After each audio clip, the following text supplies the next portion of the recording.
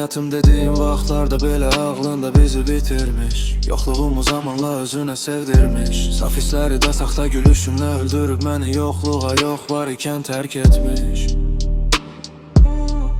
Sevgi değilmiş bu sadəcə vərdişmiş. Sevilmiş Sensizliğin iğrenç adını hissedende üre bulanır. Başka nefesler isinir özünü aldadır. Ağrım geçmişi değişene kadar sevişir. Sevişir pisi daha pisine değişir. Sen tadında sensiz günler yetişir. Yaraya tuz ama yavaş yavaş bitişir.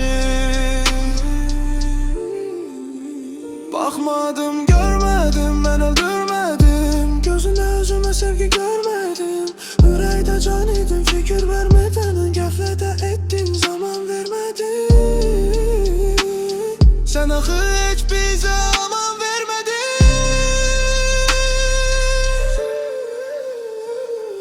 Sus Göz doğra ümitleri ve sonra da sus.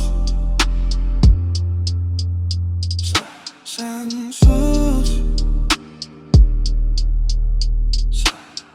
Sus. Kiməsə danışmadım, bölüşmədim, durdum. Eyni mesajı hər gün ağrıyla oxudum. Hər dəfə səni söyüb sustum. Sonra hamısını qustum, utandım. Hələ də səni unutmağa çalışdığımı unutduğum üçün. Hələ də adına bənzər ad eşidəndə ürəyimin əsdiyi üçün utandım. İkimiz bir şəhərdə, ayrı həyatlarda, ayrı yataq, ayrı yanaqlarda. Gözü yumulur, həmişə yox amma hərdən yada düşür nəsə bir təhər olur. O gecə səhər üç səhərə tay olur. Keçdi artıq iş işdən sağlığına içilən. Bir mən idim döyünən, sənin üçün hər gün ölüb dirilən. Çıxarmışam ürəyimi kökünə, çətin daha dönməyəcəm sözümdən.